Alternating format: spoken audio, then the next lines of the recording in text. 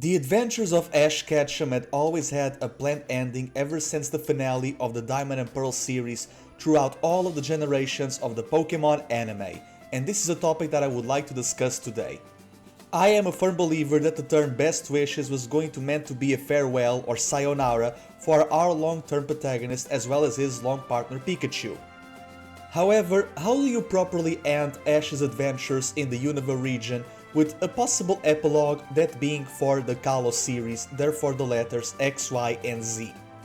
There's tremendous potential there, from Team Plasma to Mewtwo with Team Rocket as well as a World Tournament, all elements present in Black 2 and White 2, and this is what I want to talk about today, a finale for Ash Ketchum that would have happened 10 years before Journeys and Aim to be a Pokemon Master. So without further ado, let's get the discussion going.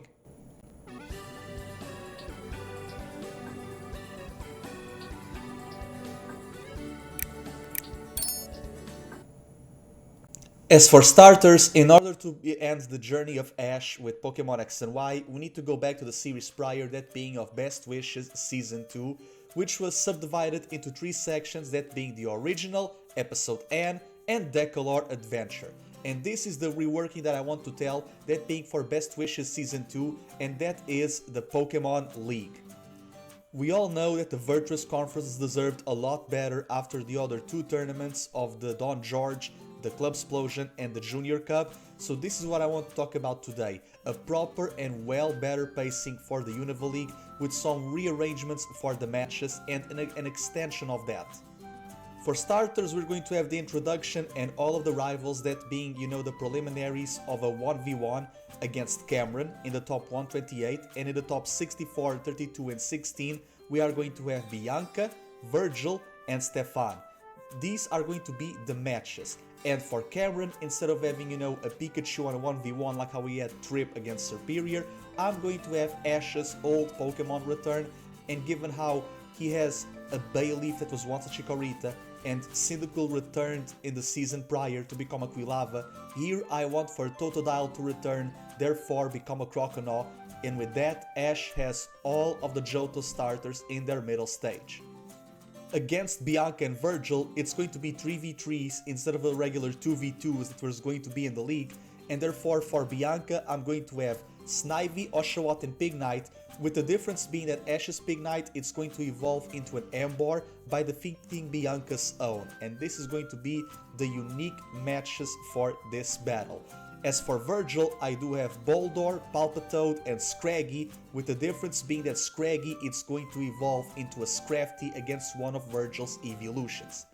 And for Stefan, the match kinda stays the same. I do have, Livani and Crocodile as well, but the difference being I'm going to keep Unpheasant instead of Palpitoad. I consider the idea of having Pikachu in the battle against Cameron, therefore all of the Unova Pokemon would battle at least once before the 6v6s, but I decided to, have one of Ash's old Pokemon give some time to shine, put Pikachu in the backseat for a moment, and therefore all of the Unova 9, the new Pokemon, they would have, battles of their own before the big matches, and this is the ones that I'm going to discuss right now. With some episode intermissions in between, I decided that the 6v6 battles that Ash is going to have in the top 8, 4 and 2 are going to be Trip, U and N. The rival of Best Wishes, the rival of Black 2 and White 2, and the final rival and the king of Team Plasma. So this is for the Castle to basically rise into the league, and that way you have a proper segue from the Unova League to the actual episode N arc, and you being here because of, his sister's Purloin, it now becoming, a Liepard. You do have some dramatic tension and, narrative into this. But for Ash vs Trip, and for every other battle, what I'm going to do is basically have Ash use half Unova team and half reserves. For Trip, I decided to have Pikachu, Boldore, and Palpitoad. Palpitoad now evolving into a Seismitoad, given how it was a Pokemon that even Trip met and tried to catch as well. And the other ones are going to be Torkoal, Glalie, and Swallow. Glalie to have, a good match since he didn't battle in the Battle Frontier, and Torkoal and Swallow are here to basically get some revenge after the loss against Tobias in the Diamond and Pearl series. For you, I decided to have Pikachu, Leavanny, and Crocodile, with the other 3 being the Kanto reserves of Muk, Kingler, and Snorlax. And against Anne, the one thing I decided to do is basically have Ash's first 6 Unova Pokemon at full display here, with Oshawott now becoming a Duat, so you have this version of a final team. 1 Unova starter in each evolutionary stage. I think this is perfect. As for the final result, N will win, and that's what's going to be, the rise of Team Plasma of the Quetzal, and you have, Getsis, you have Alder being present here, etc, etc. And since this is during the time of Black 2 and White 2, I want to have some additional challenges for all the gym leaders and rivals and companions and whatnot to have, some narrative importance. I'm going to have Zinzolin present, as well as the Shadow Triad, and therefore there's going to be a lot of characters and supporting roles that would show up in episode N and even during the Decolor Islands.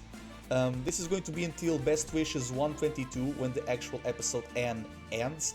And as for the people that I want to show up to help defeat Team Plasma, they are going to be Sharon, Alexa, Claire, and Benga. Sharon and Alexa are here to also basically give Silent some character development, because Sharon was a rival turned gym leader, so he's a teacher now, and Alexa with information about Kalos and whatnot. It does instigate Silent to basically want to learn more about the connoisseuring aspect of it all, with Claire and Benga being here to also develop Iris. And after Team Plasma it's done and defeated, this is where our friends do gather and they do meet, and this is where they listen about, the World Tournament that's going to take place in Driftvale City, much like it does in the actual games. So there is no Decolor Islands arc, this is going to be the replacement. And the World Tournament is going to be an event like the Olympics. It happens in a random region every 4 years. The last time it happened, Ash was in the Orange Islands, so you have a little connection there as a Decolor replacement. And the idea is the 4 regional champions are going to battle the 4 league conference winners. So Anne would be the one in charge, but since Anne is giving his seat to Ash, this is going to be Ash's time to shine. So Ash becomes the runner-up of the league, and therefore he's going to partake in a world tournament battle. And this is the brackets that I decided to make. As for this world tournament, I do have Paul versus Cynthia for the Sinnoh representation, Steven versus Wallace for the Hoenn representation, Lance versus Karen for the Indigo representation, and Alder versus Ash for the Unova representation. I do have Karen here because Karen is going to be the one that won now the Kanto League in Indigo, as well as the Johto League in the season prior during Diamond and Pearl, so she's a 2-time winner of league conferences. This is, something huge, something big, no other character did, and therefore she's going to lose to Lance, but she's going to become, Lance's new elite, and therefore to basically ump Lance's place to a champion now. And I'm going to have Cynthia defeat Paul for narrative reasons. Steven is going to defeat Wallace, and that's going to prompt, Steven's new role in Omega Ruby and Alpha Sapphire, because Steven in AG, he was only a strong trainer. Wallace was the champion in Diamond and Pearl, even because Juan was a gym leader during the times of AG due to Emerald. So there's that. Lance defeating Karen makes her an elite, and Lance becomes a dual region champion. Cynthia stays the same. Steven takes the place of Wallace as the champion, and Ash will defeat Alder, and after that he will defeat Lance. And during the finals we do have, Ash versus Cynthia. Even the semifinals we have an archaeological battle between, Cynthia and Steven, so I think that's going to be cool. And as for the results of Ash versus Cynthia, I want for you to decide in the comment section down below if Ash is worth, winning against Cynthia during this time or not. But before you do, just let's see what Pokemon would Ash bring to the table for, this actual tournament. So here are the offers that I do have for Ash bringing Pokemon. As for Alder, I'm going to have Ash use Pikachu, Crawdaunt, Sceptile, Heracross, Noctowl, and Donphan. So Corphish will return, Corphish will evolve, and therefore you have Pikachu, the Hoenn powerhouses, and the non-Johto starter Pokemon in this battle. As for lands, I'm going to have Pikachu, the Kanto starters, with Squirtle now being a War Turtle, and I do have, Tauros because of the Orange Islands, and a nice nod to, Aldous Buffalont. And I do have Gible now evolving into a Gabite. I think this is a very close match. And for Cynthia, it's the Diamond and Pearl team, with the difference being that, Weasel returns and now evolved into a Floatzel. So let me know if with this team Ash is deserved of, winning against Cynthia in the World Tournament or not. But the epilogue for Ash, regardless, he will be, even if he loses, he's a 2-time runner-up. Unova League and World Tournament. His Kalos journey, it's going to be completely different, because in this universe, I feel like when it comes to XYZ, I feel like the Z crystals, they should be, more in tune with Kalos because of Infinity Energy, Massive Energy, and even when it comes to Team Flare and all that, it would make more sense for, the elements, the types, whatever more, even crystals, gems, fairy types, to make more sense in terms of a jewelry of friends. So there's that. And given how, even in the games, Team Flare always goes after places of, geological importance, of beacons of energy, so I would like for, for Lysander and Team Flare to have a role when it comes to, in this timeline, gather Z crystals. Mega Evolution is still going to be a thing, but Z crystals are more of the norm. Mega Evolution is more for the Kalosian elite. So when it comes to the Z crystals, I would like to imagine, for example, for Ash and the others to, try to get them. They will get the Dark Rock and Fighting and Glittering Cave. They would get the normal Flying and Ghost in the Manir Trail. They would get the Steel, Electric and Ground in the Power Plant. They would get the Poison, Fire and Fairy in the Pokeball Factory. The Ice, Grass and Water in the Frost Cavern. As well as the Bug, Dragon and Psychic in the Pokemon Village nearby the Winding Woods. And this also gives Halan, being an elite level trainer, having a Mega Evolution, but the one reason he goes after is to gather basically Zenith energy, Infinity energy, by gathering Z crystals and all of that, and therefore battling some total level Pokemon. I feel like for this Kalos it would make a lot of sense, but Ash would not be battling the gyms anymore. I feel like for this, Ash would basically be in the rankings of the Battle Chateau, basically just a local version of the World Coronation series, right? I think this will make a lot more sense, and therefore you have some rivals for Ash to fight. Ash would try to get the ranks of Baron, Viscount, Earl, Marquis, Duke, and Grand Duke.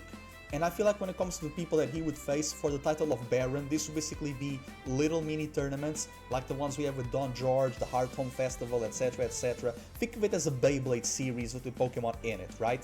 Ash's ranks for Baron, it would be, him disputing titles against Trevor, Tierno, and Shauna. And therefore you have the rivals here. And as for every other tournament, he would face 2 gym leaders and an Elite Four without actually doing the gym challenge. So, as for the title of Viscount, Ash would battle Viola, Grant, and therefore Seabold. As for the title of Earl, he would battle Valerie, Olympia, and then Drasna. As for the title of Marquis, he would battle Ramos, Wulfric, and then Wickstrom. But before the title of Duke, Ash would have a surprise tournament, one more illegal, one more, in the shadows, where it would be a phantom tournament, where he would battle Cena and Dexio being masqueraded, as well as Emma in the Incentia outfit. And for, the final tournament before the actual coronation, he would battle Karina, Clement, and Malva for the title of Duke.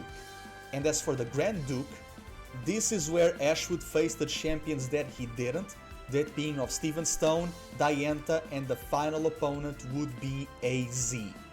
I feel like this would be an amazing series, an amazing way to basically make Best Wishes the finale and XYZ the epilogue. Even when it comes to other Pokemon, Ash could bring Pokemon to try to, not learn just Z moves, but also unique Mega Evolutions like Charizard, Sceptile, Glalie, Heracross. I feel like this will be an amazing send-off for our protagonist. So people, let me know in the comments what you thought about this. I hope you enjoy it. Make sure to leave a like, share and subscribe to the page. This was very fun to talk about, and now that we are on a Kalos hype, I hope it continues. So make sure to stay tuned for more, and see you another time. KuroBlitz out.